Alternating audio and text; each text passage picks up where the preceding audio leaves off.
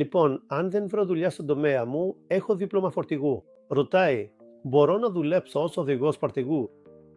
Λοιπόν, για να μπορέσετε να εργαστείτε ως οδηγός φορτηγού στη Γερμανία, αφού έρθετε στη Γερμανία, πρέπει να μετατρέψετε το δίπλωμά σας σε γερμανικό. Αφού το μετατρέψετε σε γερμανικό δίπλωμα, μπορείτε να εργαστείτε ως οδηγός φορτηγού.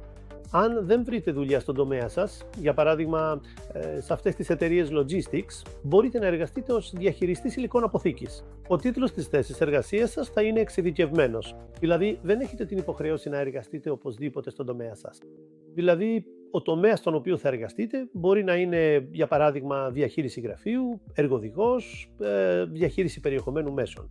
Για παράδειγμα, μπορεί να είναι Kundenexperte, δηλαδή ειδικός πελατών, μπορεί να είναι διευθυντής επιχείρησης. Σε αυτούς και παρόμοιους τομείς, φυσικά, μπορείτε να εργαστείτε. Κοιτάξτε, παλιά, με τον προηγούμενο νόμο, υπήρχε η προϋπόθεση να εργαστείτε για 1 χρόνο σε εκείνη την εταιρεία και για 3 χρόνια στον ίδιο τομέα. Όμως, ο νόμος που υπογράφηκε στις 29 Μαρτίου 2023 και δημοσιεύτηκε στην εφημερίδα της κυβερνήσεως στις 18 Αυγούστου 2023, αυτός ο λεγόμενος Einwanderungsgesetz, ο νόμος για τη μετανάστευση ειδικευμένου εργατικού δυναμικού, κατάργησε όλες αυτές τις απαγορεύσεις.